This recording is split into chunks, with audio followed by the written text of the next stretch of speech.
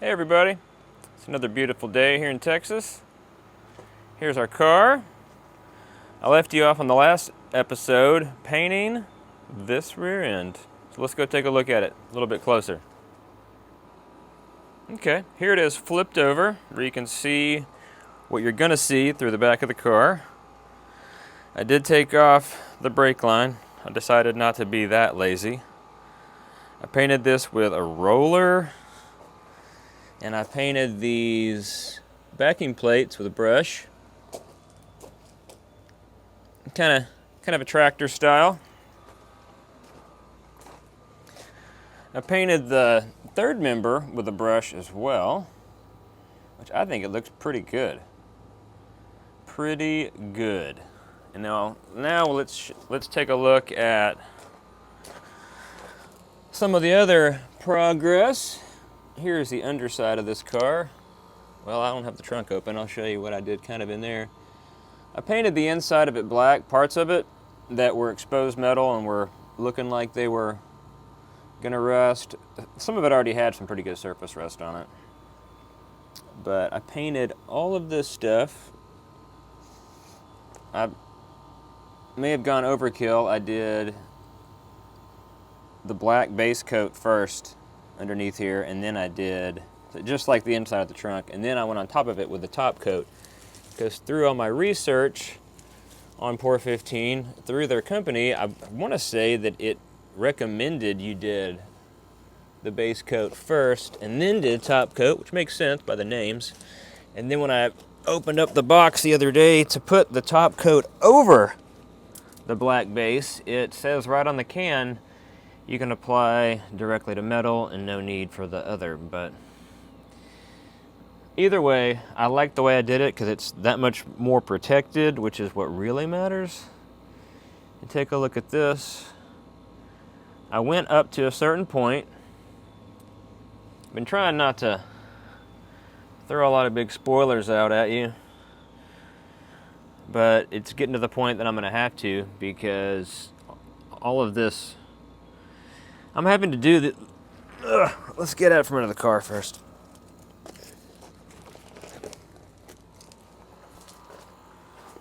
I'm having to conquer the stages of this project, or these projects, pretty strategically because of our workspace here. As you can see, the front of my car is up on these ramps. You can see the angle of the battens on the house compared to the rock driveway. You can see that we're on a slope. The car feels stable. I say that optimistically. Stable enough to get into there and do certain kinds of work without falling and killing me or hurting me really badly. So I've been able to get under the car and paint it, because I'm not gonna jar things around. It's not ready to fall off the jack stands as is, but it's not near as stable as what it would be if it were on flat concrete. So, here's what I did. I have it up on the jack stands in the back and the ramps in the front, and I painted underneath up to this point. And the reason why I did that is because the next thing I need to do is pull this transmission out, because we're going to swap this automatic out for a top loader 4-speed. And as you may or may not know, whenever you're removing a transmission from a car, you're gonna have to put some pressure on some things. You're gonna unbolt stuff. You're gonna have to probably shake it side to side. The transmissions are heavy. It's gonna be kind of over you, even if it is on a jack. I guess what I'm trying to say is there's a lot more of a risk of this car falling on me pulling a transmission. So I decided to paint all of these surfaces that I was going to do anyway, and get them to where I can reassemble the rear of the car and put the whole car be supported on the wheels.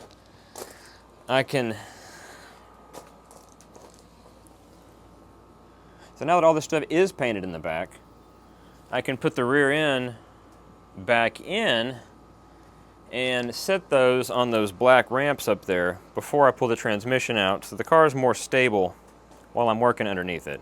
So much about it is a lot more stable and all that. So that's the plan. But let me explain where that gets interesting and where things start to seem kind of messy and overlap is you're supposed to really wait kind of several days before you reassemble these freshly painted parts. And it was a lot of work, and so I don't really want to mess it up. I'm trying to rush this back together for a car that I drive 100 miles a year. But I'd still like to make some progress, especially while the weather's a little bit cooler here in August in Texas. So I need to let this sit for 4 or 5 days. But since the transmission is going to need to come out eventually, one thing we can do today is start disassembling things that are in the way of the transmission that aren't gonna cause anything to fall on me. So I look at things like, how about we go ahead and pull the headers, because those need to come out before the transmission can come out. And while they're out, we might as well paint them again, because the paint only seems to really last on those for so long before it chips and flakes off. So we'll pull the headers out, get them out of the way, and we'll paint them, and we'll go ahead and paint our kind of camouflage here in the rocks. See our brake line, the rear brake line assembly here? We'll go ahead and get the hard lines of that scuffed up and painted gray, and then we'll repaint our headers with header paint, and we can have all that stuff off and get it more out of the way of the transmission while our big parts that will allow us to work underneath the car can cure. So let's get started on removing these headers.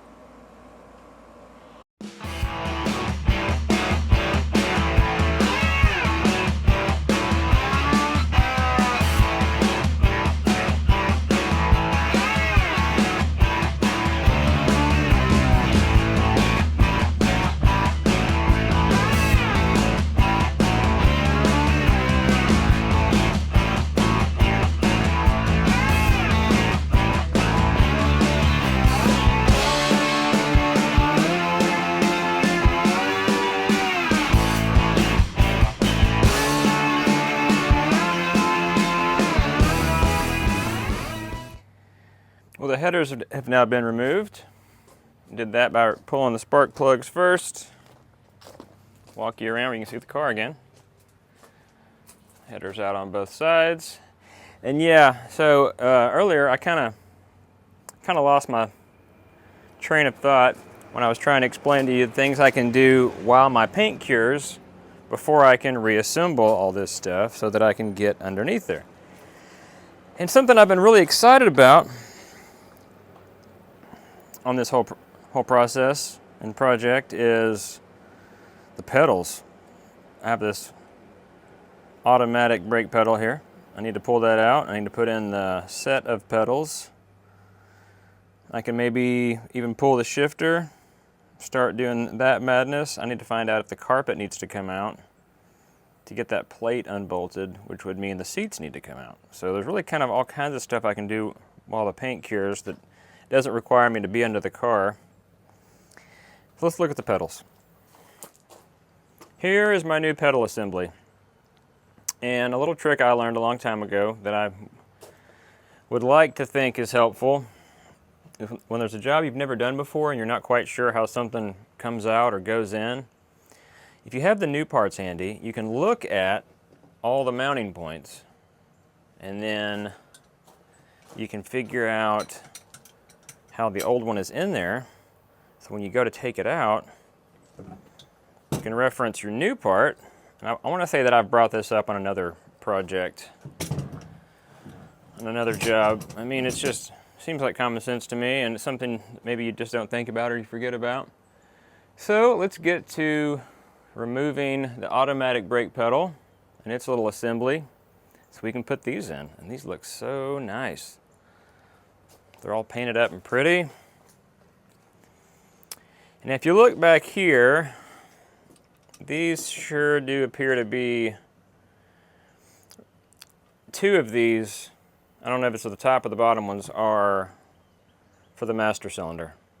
So it looks to me like you pull the master cylinder bolts, and then there should be bolts right above it or right below it, and you pull those out too. And then these appear to be shared with the steering column. So let's get in there and let's get to tearing apart.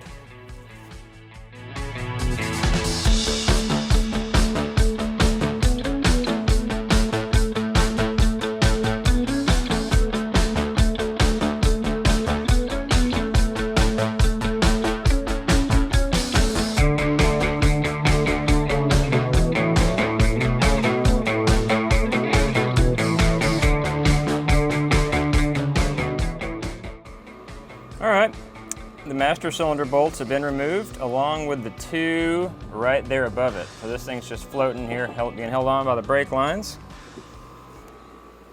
Now I'm gonna get in here and I'm gonna see how well I can show you some of this, but this stuff's hard for even me to see, so it'll be probably even harder for me to show you, but I'll do my best. These are some mysterious parts. You can maybe kind of see the back of that bracket where there had been bolts in it. Those are what we just pulled. That's one side. There's the other where the sunlight's coming through. The other two in the front are going to be, where are they? Right there. These two down here that hold in the steering column. And well, I'm sure we'll find, you know, stoplight switch and all kinds of other small stuff that gets in the way that we're going to have to disconnect along the way. At least I'm assuming that's what the case will be. And then we'll get these out, and that way we can get this brake pedal out, brake pedal assembly out. And we can look into what the shifter stuff is to see what we can do there. 'Cause I feel like the actual shift, the manual shifter itself will be the last part to go in, because that's the way it is on every car I've ever done before. So let's get rolling.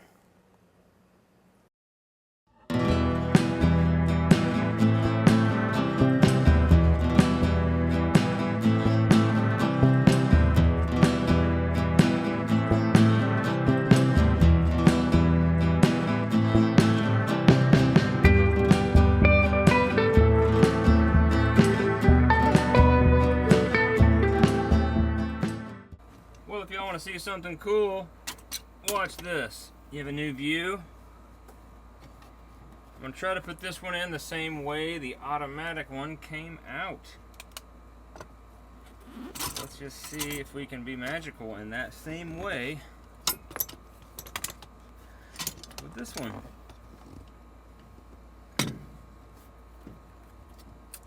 Just to go through there. I don't even know what that white wire goes to. It is just there, isn't it? Try to get it out of my way. Okay. And then here goes the brake support. All I had to do is turn the camera off, and the other one just about jumped out. The unicorn flew by. It was great. All the magic happens when the camera goes off. So, this one, so far, is going in. Son of a gun. Man, that's cool. That's a good feeling. It's done. Just like that. We're ready to drive it now. Okay. Now, just wiggle a little bit there. All these wires, factory and not factory, kind of situated and out from, man, that one's just determined to be in a bad spot. I don't know what it goes to. Oh, let's get it out of there. Come on, get out of there, wire. Okay, cool. Now it's out of there. Now we can start reassembling everything, which I'd like to reassemble the steering column first. I just hate having it loose. It doesn't feel right having that steering column loose in a car like this. In any car, I guess.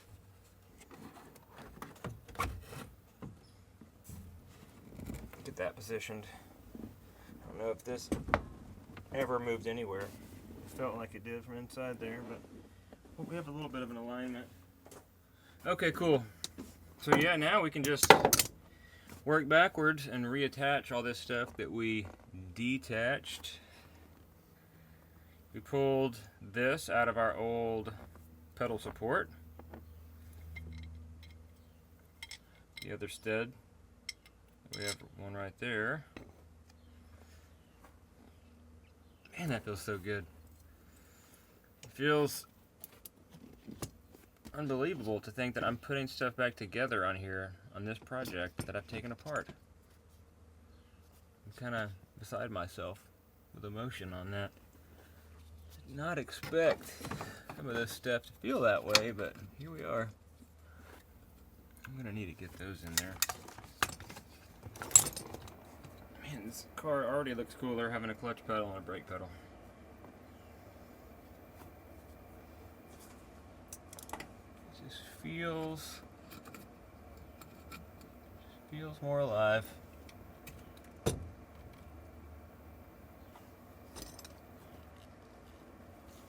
See this one, so I'm going to start with this one.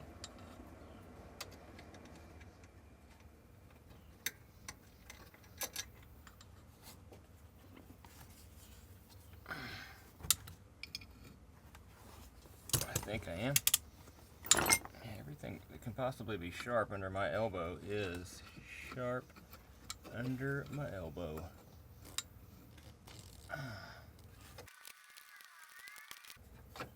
Threading up through there.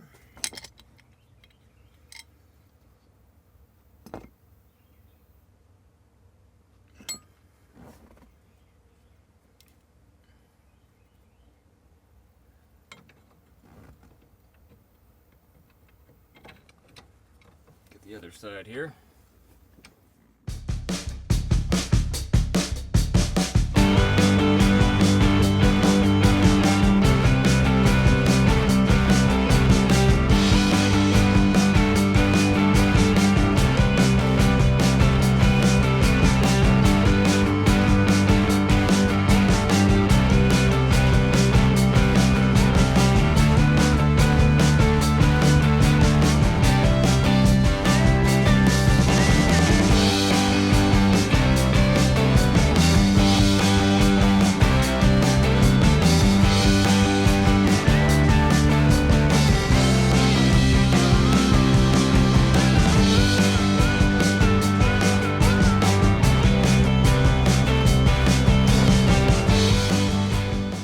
Hey look, it's our freshly painted rear end.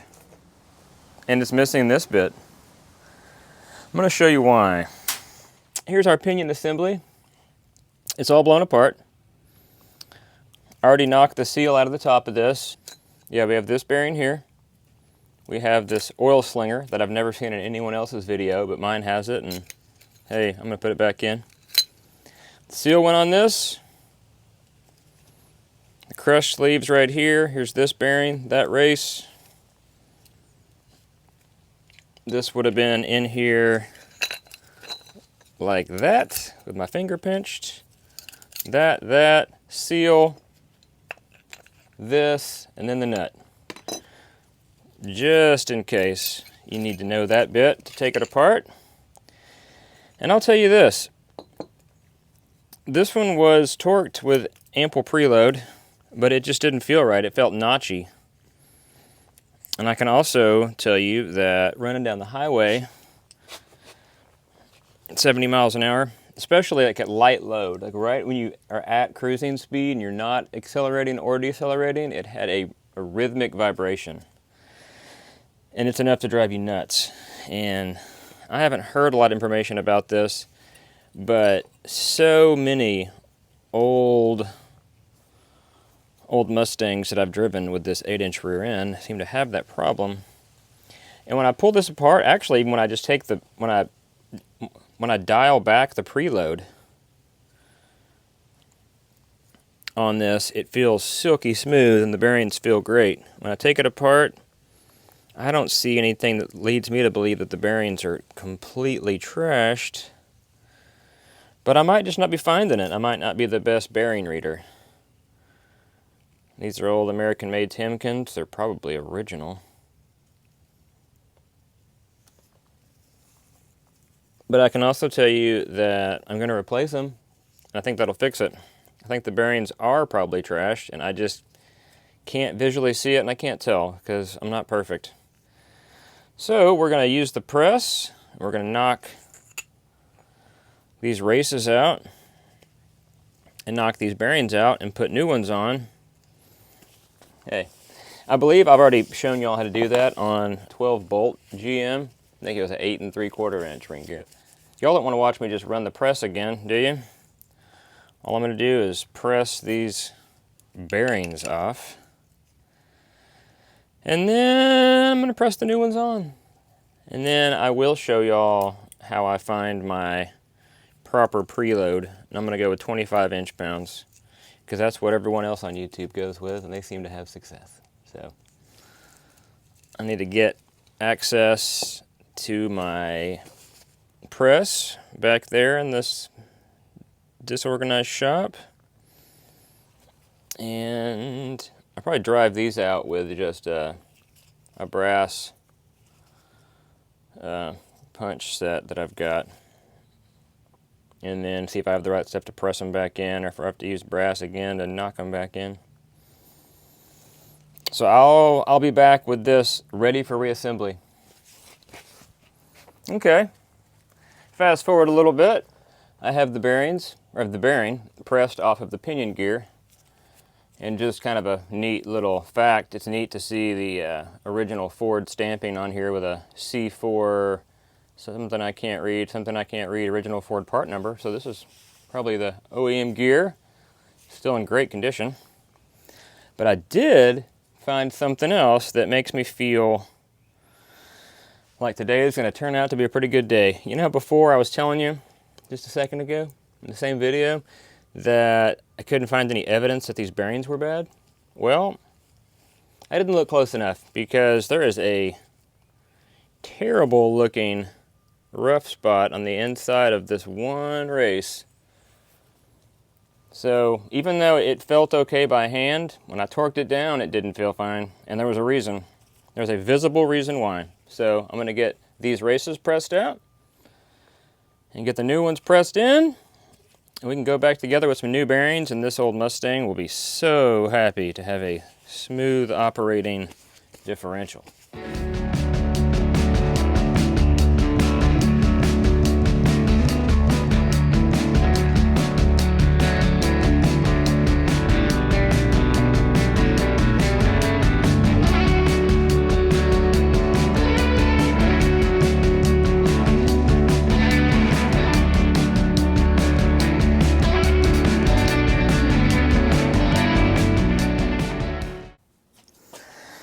All right, fortunately, those outer races came out without too much fuss.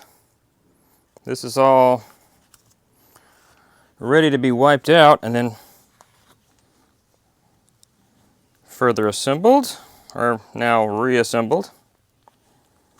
Man, I'm so glad I found that race was bad.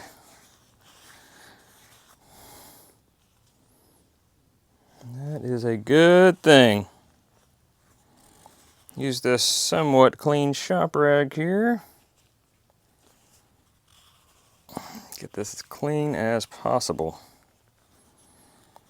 I really admire how Ford, even a long time ago, started using an O-ring seal. So smart. I do have a replacement one in my kit, but what's cool is this one's probably still fine.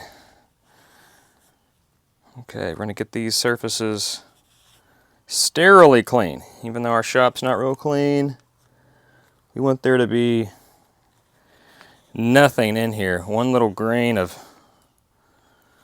unexpected sand from living this close to the water would be like shimming up that part of the race. and it wouldn't be even, so it'd be even worse. Get this all wiped out. Super duper clean.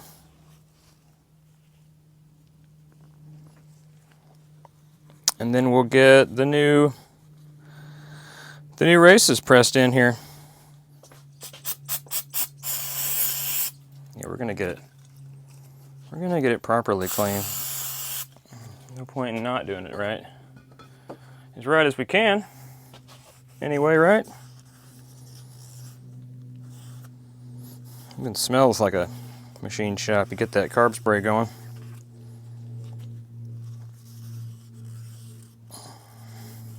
Smells like some kind of shop.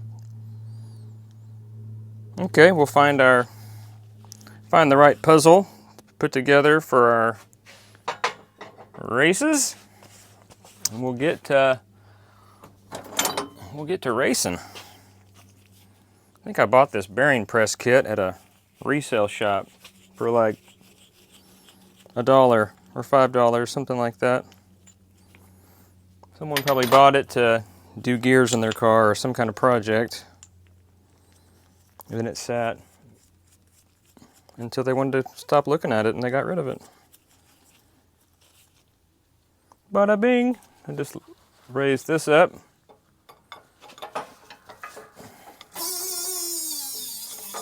Oh, that's perfect. Perfectly messy in here, just enough to keep you guys guessing. I'll tell you, sometimes inexperience is the best approach.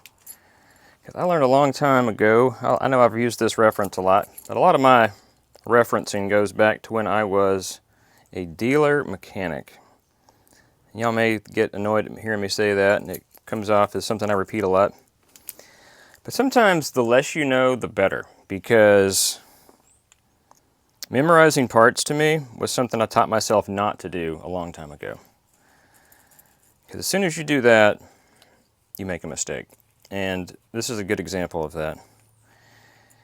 To me, it's mostly important to realize that both of the pinion bearings are the same part number, so that I know that whichever race and bearing I press on one end, the other one's going to be right on the other end, because they are, if they weren't the same, they're super close. And I'm probably just completely rambling at this point, so I'm going to go ahead and put this together instead of talking about it anymore. So let's do that. Don't worry, this will take a while. I'll put you back on time lapse.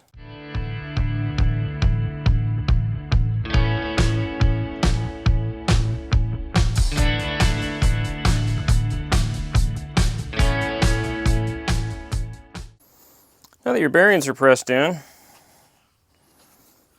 you look at them real close and you make sure they're pressed all the way in. It felt like it on the press, but I still like to put my eyes on it. Last little bit of evidence there. You wipe this out again. Find a cleanish rag. Let's find a brand new clean rag. I see a cheap bag of rags are worth it. Because man, just dust is just flying everywhere I go. That's dirty.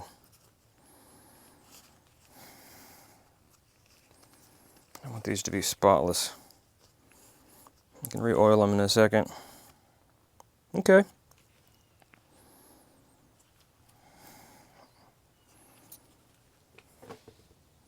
Now I'm keeping the bearing with the race that it came in. They should be the same and interchangeable, but I don't like to do that.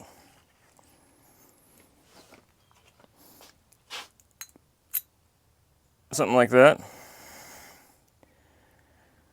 Yep. And pull those back out and set them aside, but know which one goes to where. Now that I tell you all that, I really need to, since we're identifying our bearings with where they go and all that fun stuff, I pressed this one in first, put that bearing over there. This one I pressed in second, so it goes on the back side here. Well, the back side here is the one that goes on the pinion gear. So I'm going to go ahead and press this on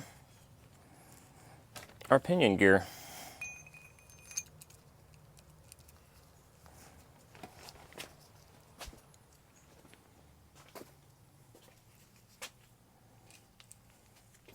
And I'll probably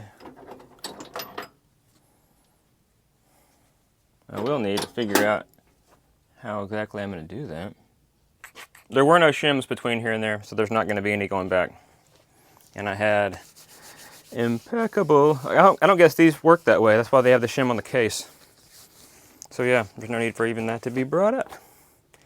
What is the right diameter in this little bag of tricks, box of tricks, that I can use to press that bearing down with? Luckily it's all just barely within reach, which makes it even easier to look. That's what's important. I can tell you I pressed some big bearings with all this rigid pipe. Man, if I had more rigid pipe, I'd use that. But I don't want to go to the store. I'm too lazy to go to the store. It's just the right size pipe for a different project, and not for this project. Well, we're back in business. I caved and I went to the hardware store and I bought some more rigid pipe. Rigid pipe is I have found to be a great little tool to use on your press. You find the right size for your bearings. You then readjust the world so that you can get everything to go where it needs to go. Oh, don't drop your pinion gear. Do not do that. I should move all my stuff out of the way so I can get in here safely.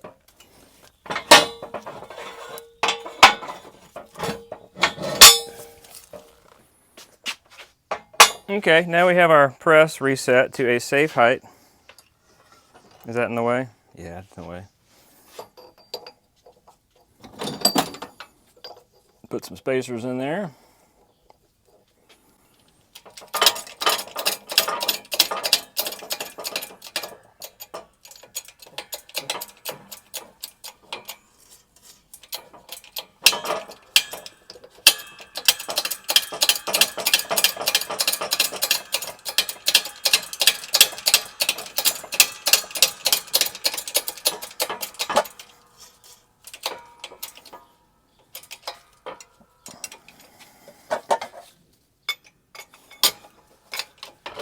Now we're persuading.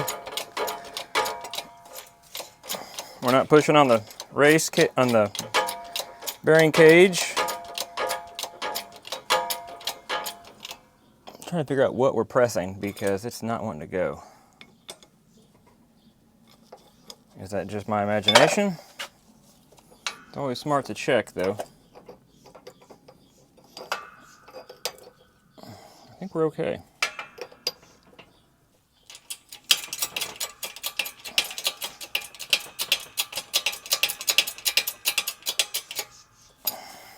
All right, back to pressing.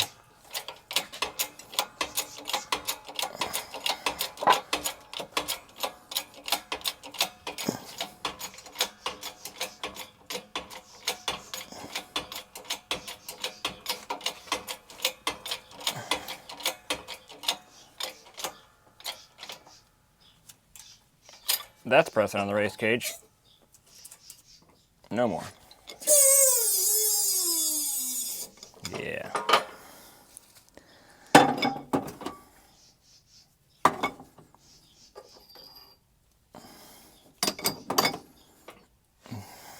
Bearing reinstalled all the way. Now let's get back to putting all this stuff together. We can drop our outer bearing into place. Our seal will go there, but not until we put our slinger, where is it? We're over here. Our oil slinger thing. Made to keep the lubrication on the right side of the bearing and not make the seal have to do its job.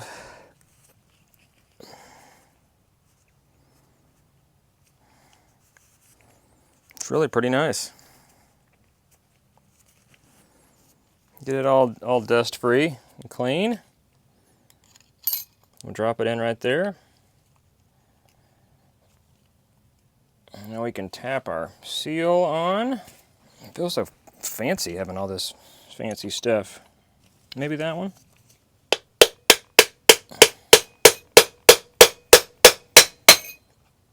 Man, that went in like Flynn. Just too good. Now I just need to cut the crush sleeve out of the wrappings. Yeah, it's all shrink wrapped into the package. Crush sleeve. Put this down here. Beautiful. We like it.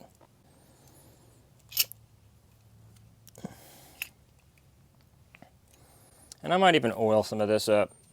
Just, why not? Why not make it messy too? Make it messy and slippery. We'll all be happier. Just to make sure those bearings are not left dry. Let's find some oil. I know we got a ton of oil around here. Oh yeah. Here's a little oil. Here's a little AMS oil.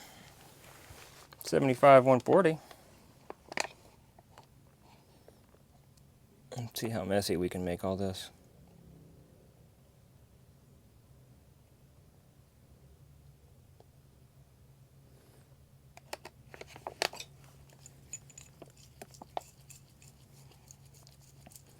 Just enough to kind of make a mess.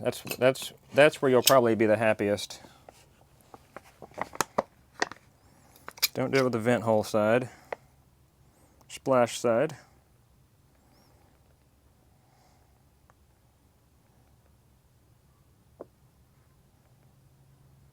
Oh yeah, perfect. And then we have this handy too for after we assemble and get this in the car, we can check our level and all that, because it should have that in it. And this is all lubricated, nice and slippery, slick and pretty. We have our crush sleeve on.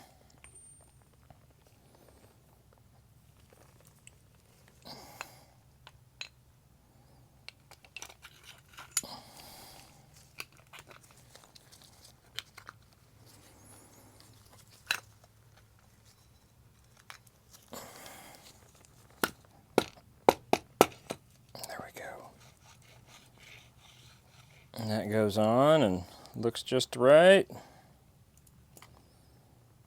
I hope that doesn't fall over.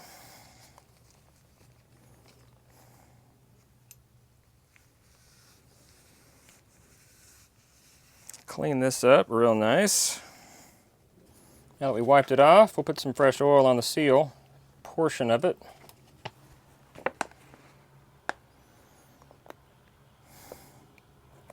A whole bunch, just like that. Get that all nice and oily. Gear oil.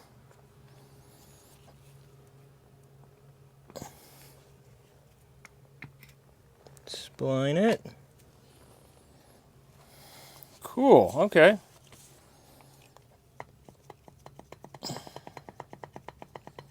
Just a touch of slack in there. Now we can get our new nut. New nut, and it's also thoroughly shrunk wrapped in the packaging.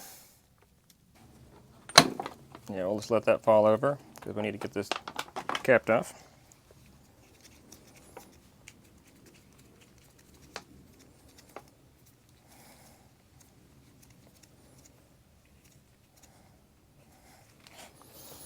Now we'll make our way to the vise. Okay, we're at the vise. We're going to start running this down. This won't spin because it's in the vise. This is what our spinny piece will be. We'll just run this down by hand. We have a ways to go. Yeah, I've always used an impact, but I've also always done the closed carrier rear end, so I haven't really messed with these much.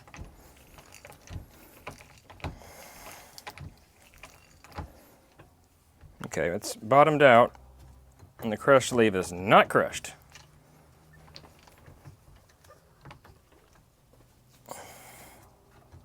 Still not crushed. But it's getting hard to turn. Oh boy.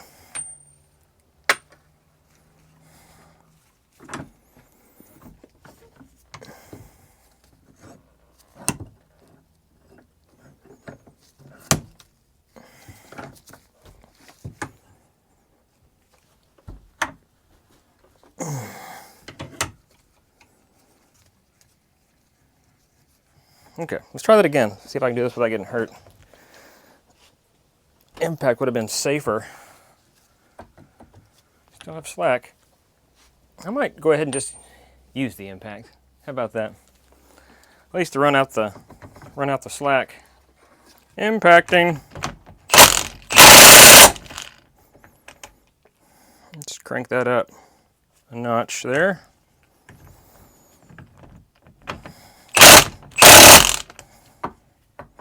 Still has slack.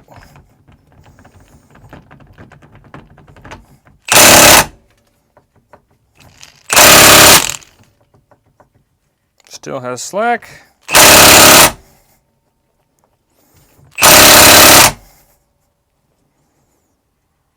Slack appears to be gone. Not a lot of drag. Slack is gone. Low drag. A little more drag. There you go. That's testable right there.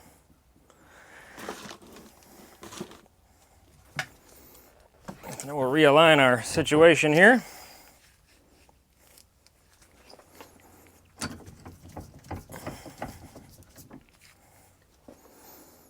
To be more like that.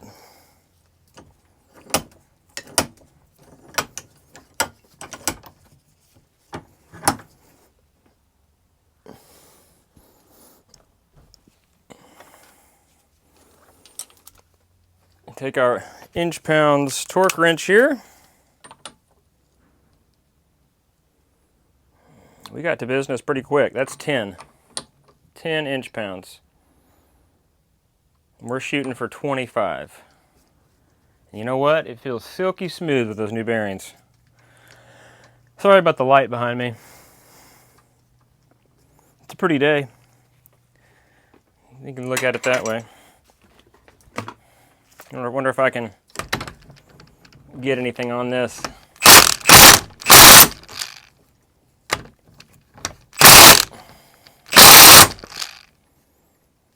It's getting heavier.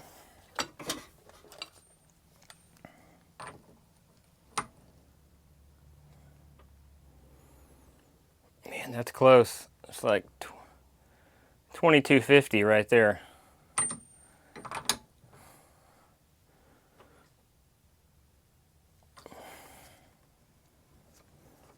It's pretty good drag. In fact,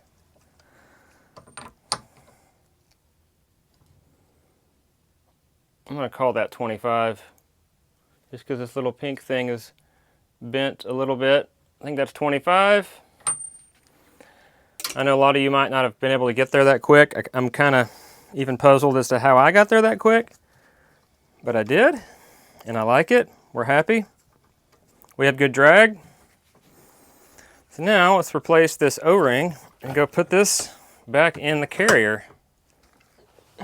I've now successfully cut the new O-ring loose from the packaging over there.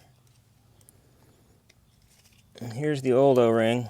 I'm kind of sad to see go because it's probably rubber from the 1960s that'll last forever. Pour some oil in that.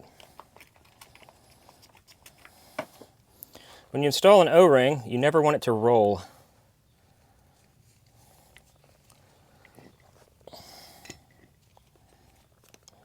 You can stretch it a little bit, but don't let it roll. Okay. We can get that oiled up. New O-ring is on. Our pinion preload feels wonderful. And it's smooth. Man, is that smooth. Okay, good deal. All right, let's go put this back in.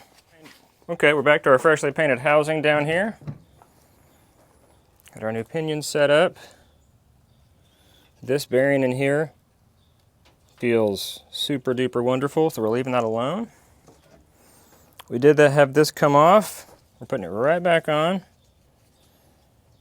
We're going to check and make sure it's still flat and clean. We're going to wipe that surface clean too.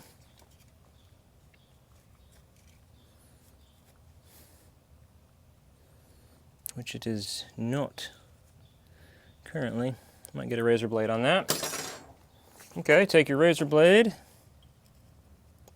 lay it flat, and clean off all this globbed paint that I got everywhere, painting the rear end. Scrape it outward. You don't put it in. That's old, okay. Yeah, you don't want it to fall in the differential. Some of this is outside of the line of the shim anyway, but it's just kind of nice to have as clean a slate as possible. That looks clean to me. Shim's in place. We put this bad boy back in the same position that it was in.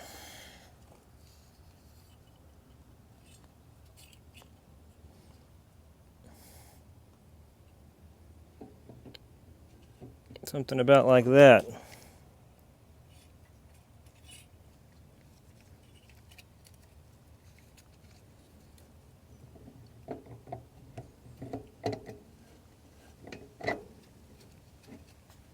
And there she goes.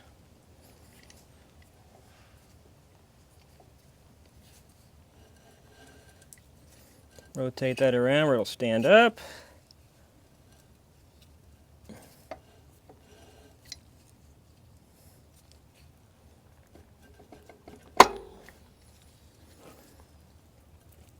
Reclock it.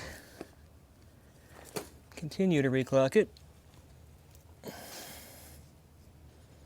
Okay, sweet. Now we can just put the bolts back in and go read somewhere what those torque to. It's probably not super crucial because it has an O-ring in it, but we want them to be right. Because we care about stuff like that. Those are 9/16, and we need to find torque spec. Oh, it tells me all about this in the bearing preload, which is important. We're just going to run them down. We're running them down.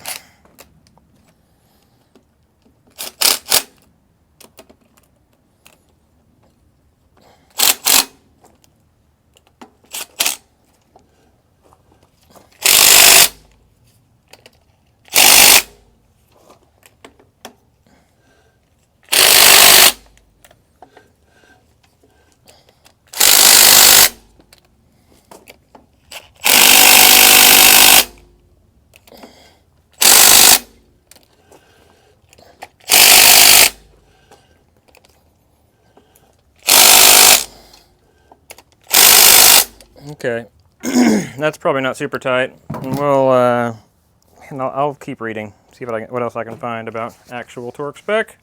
Oh, nice place to sit. Curry Enterprises, they'll have some good torque specs. For a Ford 9-inch, it's probably close enough. And that's all about capacities. Torque specs, there we go. Third member to housing nuts, 35 foot-pounds.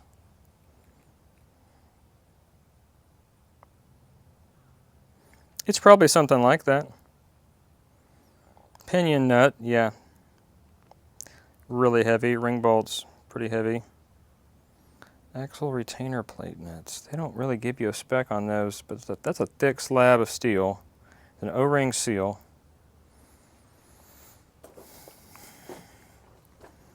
We're probably good as is, but I'm going to put a torque wrench on it like a nerd. We're going to go to 35 foot-pounds. On these nuts, actually they're bolts.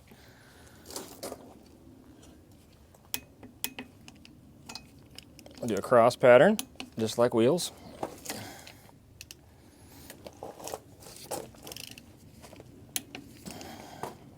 think we're golden china.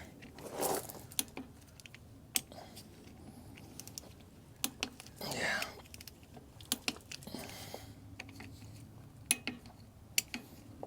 Yeah, we're good. We're gonna leave it alone. Voila, ready to go back in the car. You can hear the crusty brakes. I hope that's a happy gear pattern. It had a great wear pattern. I didn't feel like messing with any of that stuff. So I'm gonna leave it alone. All right, everybody, here's our next part of the adventure. Check out these leaf springs. Probably kind of hard to tell the difference in height. Both sets of these are 5-leaf, which I've learned that you want 5-leaf on these cars if you're doing any performance driving because it helps prevent axle wrap situations. I've had these on here for about 5 years. These my foot around, the tall ones. And I've been happy with them. I like them. The ride was good. But then I did that Shelby drop, and it just really made it look too high in the back in comparison to how low it is in the front. Because I've always hated when these cars sag in the back and they get extra low. And these are advertised at being original height. Right here, factory height. These are advertised as a 1-inch drop. And it might be kind of hard to tell by just comparing and looking at these right here. But there appears to be more than a 1-inch difference unloaded. And if they're built the same and the eyelets are just what's different, because these are advertised to have the center eyelet versus the full wrap there. Center eyelet front and back versus that. So it could very well and should very well be the same leaf aside from the ends. But it looks like it will be substantially lower. I'm thinking more than an actual inch. But I've had them now for months waiting to get to this project. So we're going to put them in, and I guess we'll see where we are. It had a ridiculous rake before with the tall ones on there. So one other perk of this will be we'll get extra caster out of the front end to get the back end down a little bit. I still want some rake. I still want the back end to be higher, so I'm really hoping and praying that it still will be higher. With 5 leaves, maybe it'll hold weight pretty well and won't sag and still absorb the axle wrap. So let's get to slapping all this back together.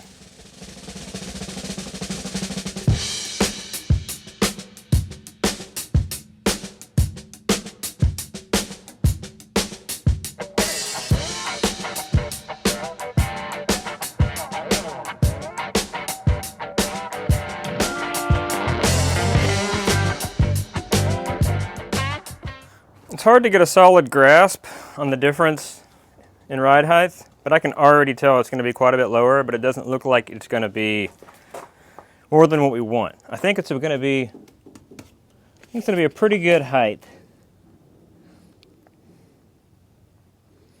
So it'll still have some rake, but not be ridiculous like it was before.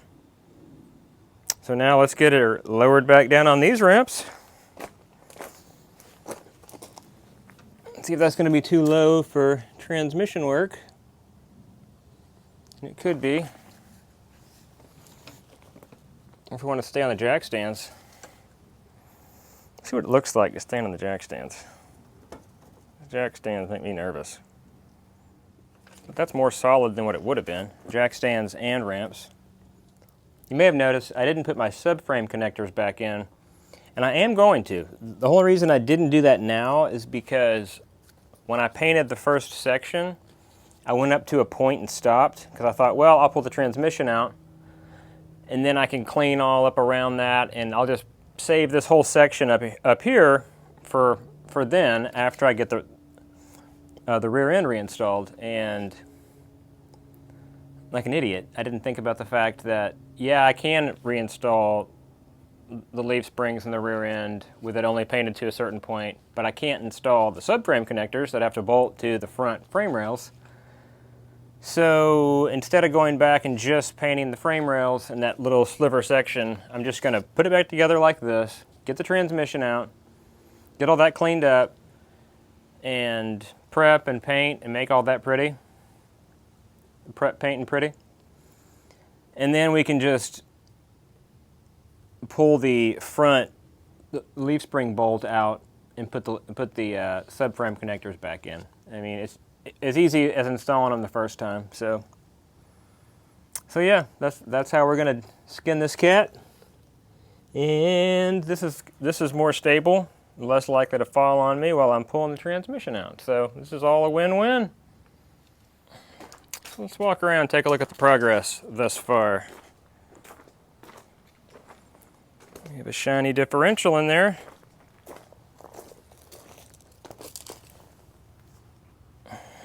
Shiny differential, red oxide undercarriage. If I can get the light to kind of capture under there. My shocks are still pulled in. I haven't reattached those yet. I feel good to have it back on 4 wheels. We're sitting on the jack stand, so this isn't going to be our ride height.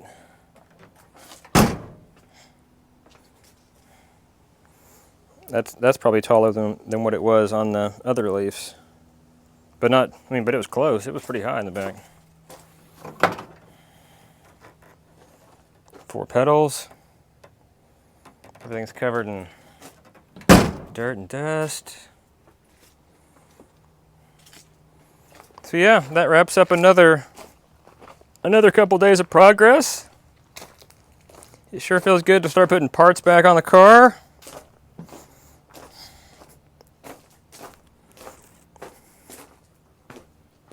Hope you're enjoying this project as much as I am. You're getting to do the easy stuff, you're just watching. But it is fun to work on.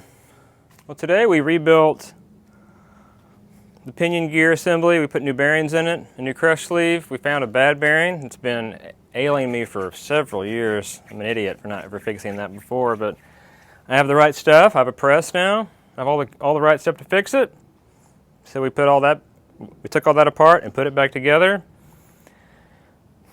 You've seen the painted rear end, and now that's reinstalled with our new leaf springs. So now our next episode will be probably pulling the transmission out and cleaning up above all that, and scraping and cleaning and prepping and painting and getting ready for the 4-speed to go in. So, as always, thank you very much for watching. Thank you very much for subscribing. Please share with your friends. I hear that's a good way to help a channel grow. So if you like the video, let your friends see it, and we'll catch you on the next one. Thanks for watching.